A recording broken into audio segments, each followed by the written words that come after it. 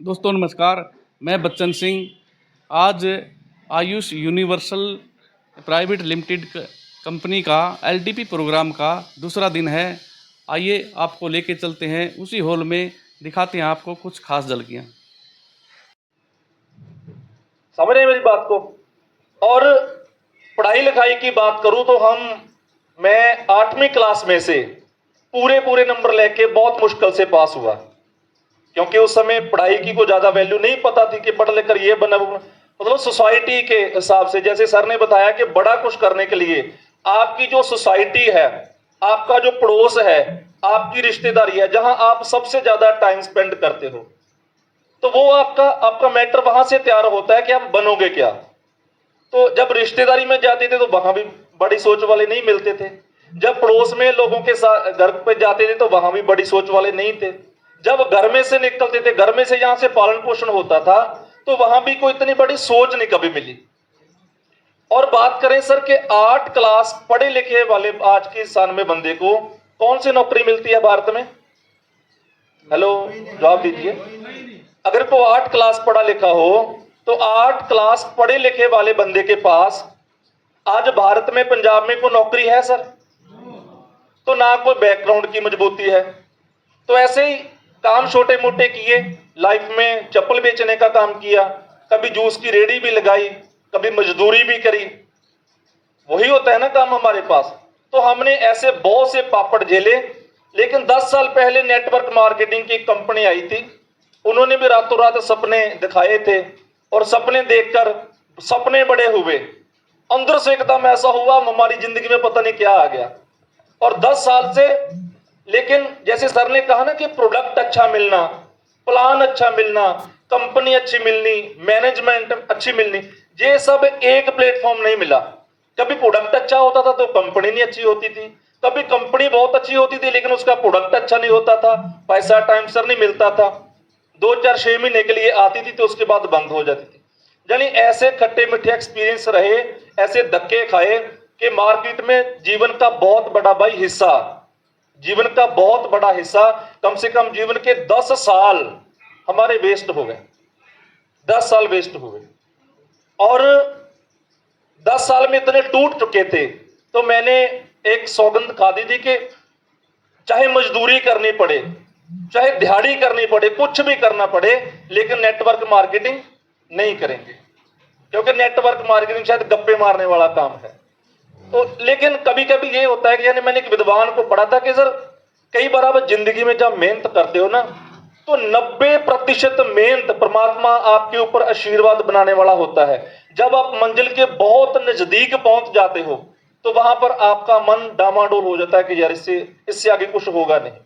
तो शायद हमारे जीवन में भी वही कुछ हुआ। तो आज से लगभग 8 मंथ पहले मेरे जीवन में आयुष आया, मेरे जीवन में आयुष यूनिवर्सल आया। सो समय कुछ ज्यादा नहीं है, लेकिन मैं कह रहा हूं कि आयुष ने मेरा जो पिछला 10 साल का घाटा था ना, जो 10 साल की मेरी नेगेटिविटी थी, जो 10 साल से मैं यहां से नेगेटिव हो चुका था नेटवर्क इंडस्ट्री के लिए, उन्होंने 10 साल की नेगेटिविटी को केवल 9 मंथ में पॉजिटिविटी में बदल दिया सर। ये आयुष ने दिया सब कुछ। और आयुष एक इतना बड़ा प्लेटफॉर्म, जब मैं लास्ट पलों पर था सर, लास्ट में पड़ा में था, नेटवर्किंग को क्विट करने के चक्कर में था, तो उस समय आप मेरे हालात थोड़े से मैं अगर बताऊं तो मैं पिछली मीटिंग में भी एक बार, मुझे वो बहुत चीज, मुझे कई शब्द ऐसे होते हैं ना, आप बूढ़े भी हो जाएं, कितने भी दिन, कितने महीने, कितने साल बीत जाएं, लेकिन कभी कभी शब्द, घटनाएं ऐसी होती हैं, कभी आप जिंदगी में भूल नहीं पाएंगे। तो जैसे सर ने कहा कि पिता का दूसरा शब्द है कुर्बानी देना,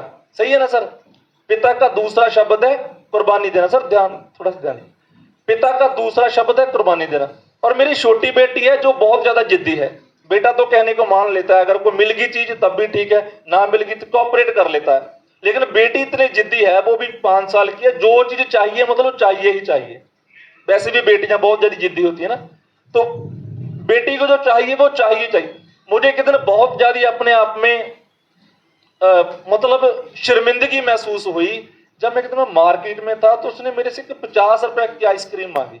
मतलब ये स्टेज पर खड़ा होकर, पता नहीं कितने लोग वीडियो बना रहे हैं, आप दिखाएंगे भी यार इतना बंदा भी कोई नालायक हो सकता है ना।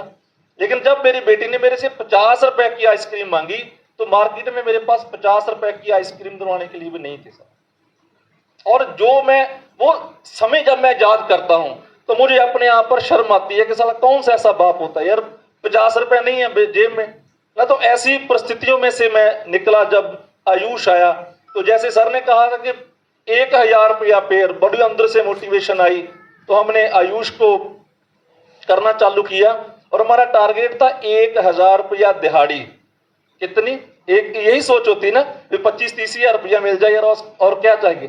तो हमारी सोच थी कि 1000 रुपया पेड़ का आता है, अगर 1000 रुपया पेड़ भी हम दोनों मैच कर दें तो 15,000 रुपया हमारे घर में आएगा। 15 हजार रुपया डिवाइड हो जाएगा ना, तो 15 हजार रुपया कमाएंगे तो बढ़िया चलेगा।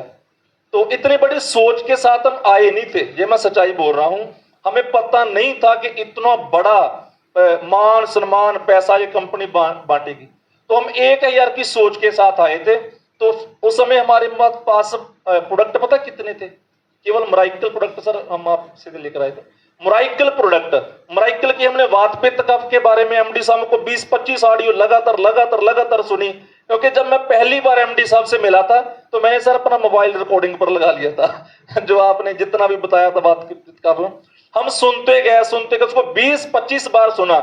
हम केवल 10 मिनट के लिए लोगों को वात पित्त कफ के बारे में बताते थे और कहते थे ये आपके वात पित्त कफ को बैलेंस कर देगा, इतनी सी बात और कोई ज्यादा बात नहीं।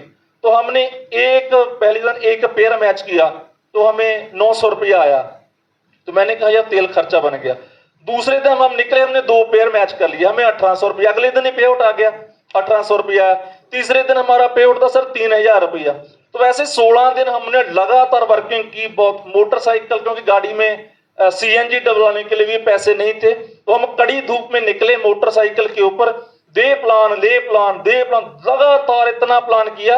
हम 5-5 पेयर मैच करने लग गए, एक दिन के 5-5 पेयर। तो हमारी जो पहली इनकम, पहले महीने की हमारी जो इनकम थी वो सर थी 16 मंथ में, मेरे ख्याल में 16 दिन में हमने 32,000 रुपए का पे आउट लिया था सर। 16 दिन में हमने 32,000 रुपए का पे आउट लिया, कोई मीटिंग नहीं। और हमारी अपलाइन ने हमारे साथ एक भी प्लान नहीं करवाया था।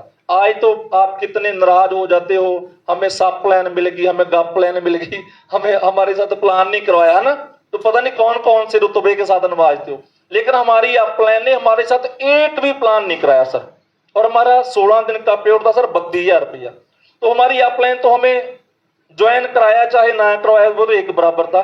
लेकिन अमनदीप सर की हमें कॉल आई, और मैं चाहता हूं कि जो काम मेरे पिता शायद वो नहीं कर पाए मेरे जीवन में, आज वो पिता का रुतबा आज मैं अमनदीप सर को देता हूं, क्योंकि उन्होंने पिता की तरह, जैसे शमशेर सर कहते हैं ना कि मैं अपने बच्चे को इस तरीके से बनाना चाहता हूं, इन्होंने हम दोनों भाइयों के ऊपर इतना ज्यादा जोर लगाया, अरे मीटिंग रखो।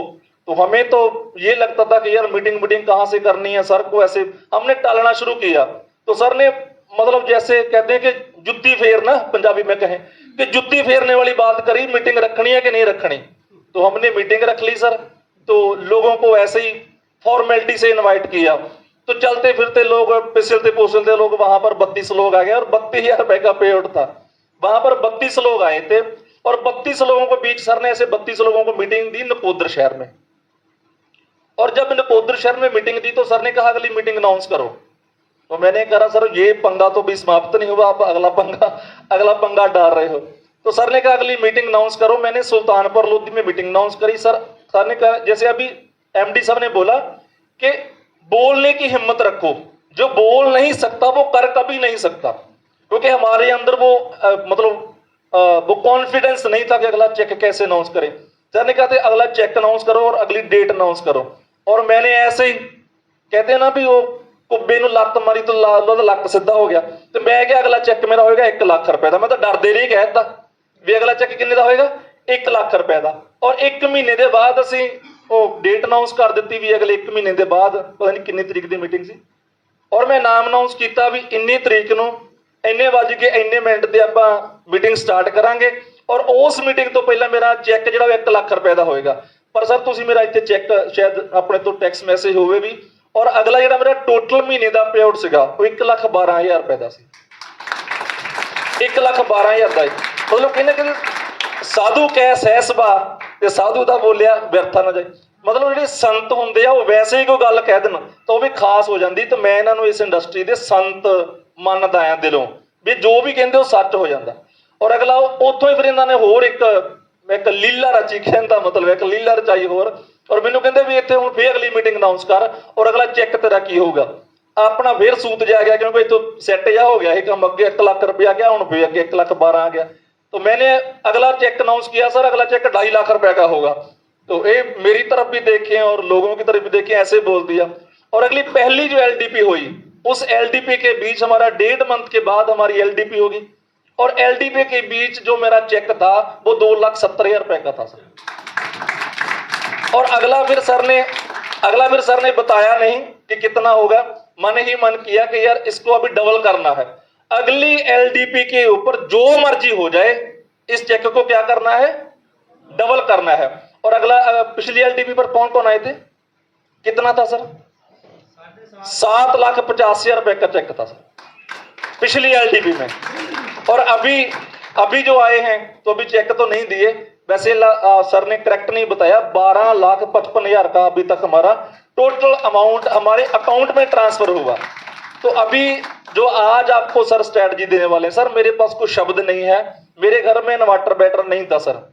ये छोटी छोटी खुशियां हैं। हो सकता है आप AC वाले हों, आपके घर में 4 AC लगे हों, लेकिन जो बंदा एक मोमोज की रेडी लगाने की सोच रहा हो, उसके घर में जो छोटी छोटी खुशियां बहुत बड़ी होती हैं।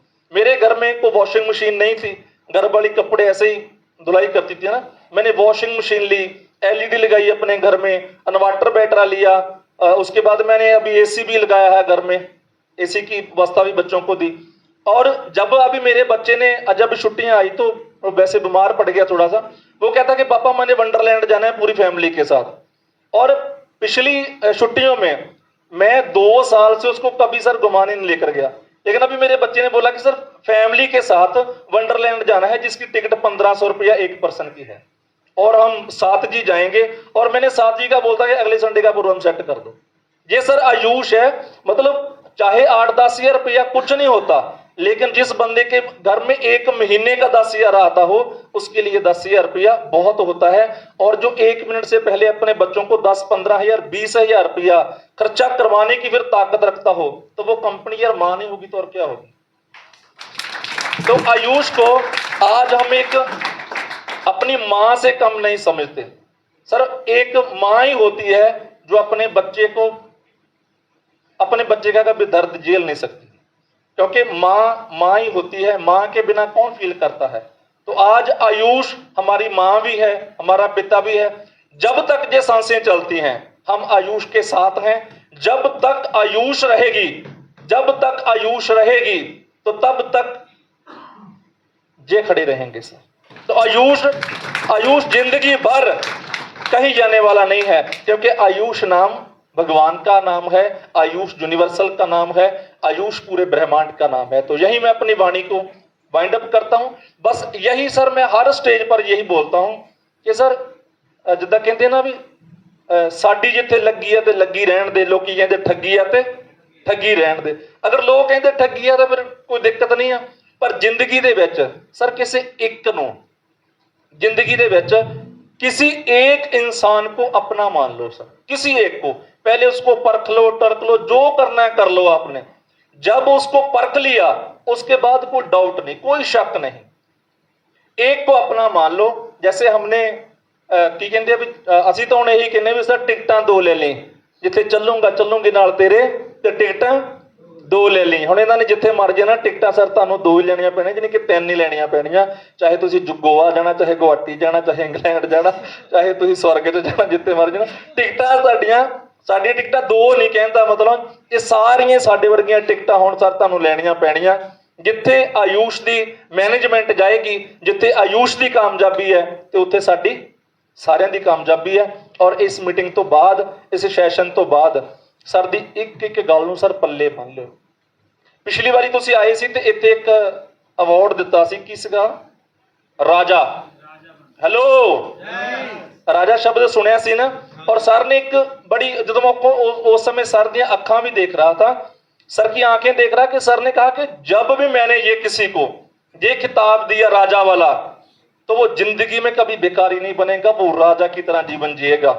और जसवंत पुरुषार्थी चलो अभी और लोगों के लिए राजा तो नहीं बना, लेकिन मुझे प्राउड है कि मैं अपने परिवार के लिए राजा जरूर बन गया, अपने बच्चों का मैं आज राजा हूं। तो सर मेरे पास कुछ शब्द नहीं है, मैं आपका बहुत बहुत आभार व्यक्त करता हूं। तो इस बहुत बड़ी कामयाबी के लिए, क्योंकि छोटी तो नहीं कहूंगा, इस बहुत बड़ी कामयाबी के पीछे दो इंसानों का हाथ है। रिस्पेक्टेड सर प्रदीप कुमार शर्मा जी और अमनदीप सर और सीएमडी साहब, आपका बहुत बहुत धन्यवाद। और यही मैं अपनी वाणी को विराम देता हूं। अगर बढ़िया लगी तो क्लैपिंग कर सकते हैं। Thank you so much.